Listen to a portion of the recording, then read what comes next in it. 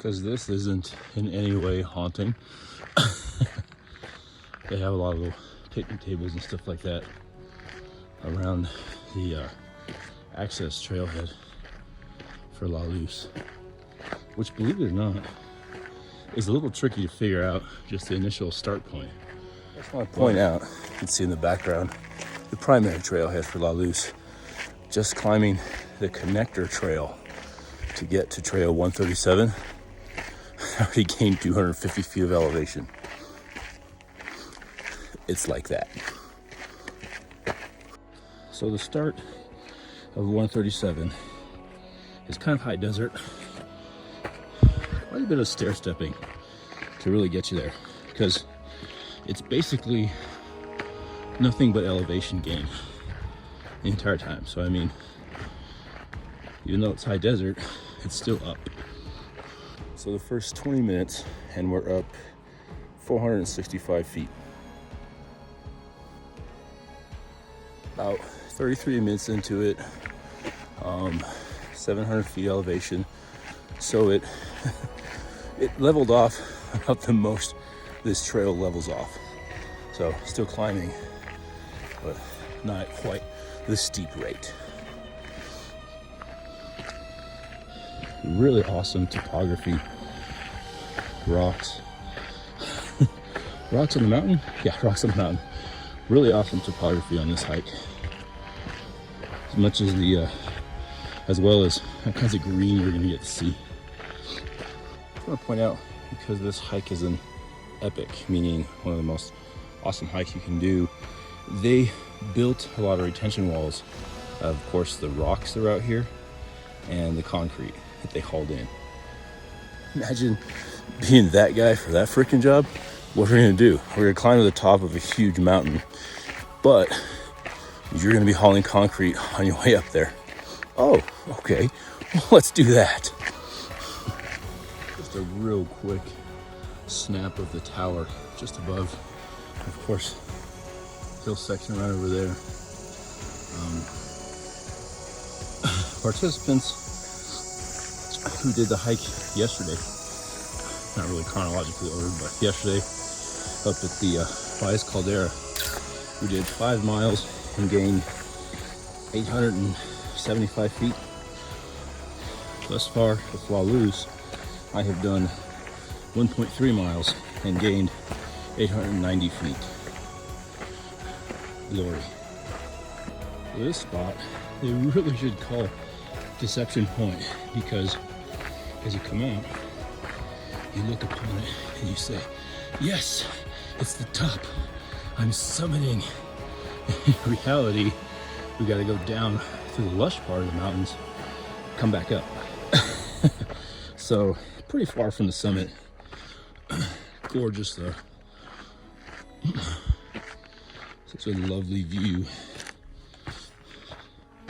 Kind of a long video, but anyway. Yeah, see here, you're like so close to the summit, because you see that.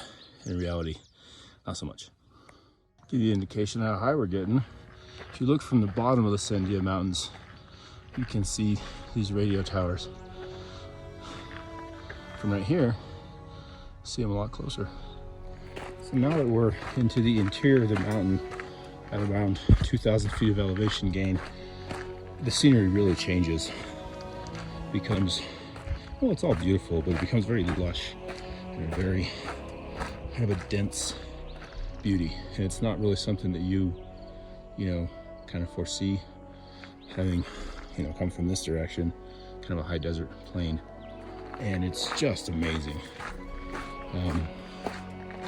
Something else really. PNR number 1. If you have any trouble at this point, here's where you want to turn around. Take a breather first if you wanted to. Turn around, head back. Real easy to follow. PNR number 1. This section right here, kind of in between one part of the trail, part back there, it's a really good pit stop. You can climb up in there, get a little bit of seclusion, good photo op. Probably won't do it today, but Still gorgeous. These woodpecker spots from the tree. So we're actually pretty darn close to the summit now. We got about like 3.5, 4 more miles to go. So it doesn't sound bad until I show you the next section. Gorgeous view behind me. Got a few pictures, so I'll post those social media. Keep on keeping on. So right now we're around 9,200, 9,300 feet. Starting to feel the elevation. Slows you down a little bit. Just to lose water a little faster. Nothing fancy. Just elements to be aware of. But I mean, that's really what you want to take.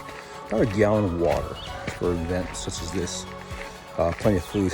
Actually, passed a guy coming the opposite direction. Asked me if I was going to the top. Told him no, it's just 2 hours in, 2 hours back. He said he was going to go to the top. He didn't bring any food. Thankfully, I saw he had water. Hopefully, he still had water, but he didn't bring any food. He said he'd been up since 4 a.m. and it's, what, 10 o'clock now?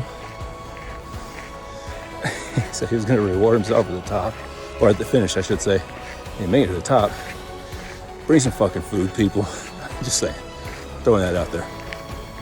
This section does not look super critical as far as danger goes, but it really, really is. Reason being is time of year you go through this section, which multiple sections like that have the close brush. A lot of bees can be there. Now, their mountain honeybees give a rat's ass about you. They're not going to sting you. But if you panic and jump to the right or jump to the left where there's brush, you jump too far, there is no support, and there's a drop that's significant. So whatever you do in that section, do not panic. There's multiple of them. They're safe as long as you're straight, but you panic and you're pretty screwed. P&R number 2, point of no return. It gets really tough, not so much coming up, but going back down from this particular point. So if you need to turn around here, it's going to be a lot more difficult than if you turned around right at this point and came back down. So if you need to stop, this is the time to do it. Probably the last time too. So while we're taking advantage of the gorgeous view in motion, coming down the mountain, let's talk about the elephant in the room, which is elevation. Now myself, I do pretty good with elevation. However, I do get a headache around 9,000, 9,005. Somewhere therein it starts. That's the first symptom, sign of either being sensitive to altitude or hypoxia, where you just don't have enough oxygen for what you're doing, the workload that you're expending. Best thing you can do for this is fucking exercise. Work out, increase the hemoglobin, the red blood cell content in your blood. Makes a big difference. What else can you do when you're on the mountain and shit's like a headache starting? Make sure you have plenty H2O. If your ass runs out of H2O and you're approaching 10,000 feet, it's going to get real. What are some of the side effects? Nausea, dizziness, which you can overcome by lowering altitude. However, if you're on the side of a fucking mountain, it's steep, it's rough terrain, you don't want to be nauseous and dizzy. Just saying, speaking for a friend. So it's a good idea to focus on preparedness, get yourself in shape, drink plenty of water, plenty of food, and once you start getting a headache, if you're going to get a headache, some people don't, some people are fine. You start getting a headache, are you going to get through it, over it, past it? 8 to 12 hours, it does start to get better. Sorry, it's kind of a rocky, treacherous spot here. It does start to get better. Keep on trucking.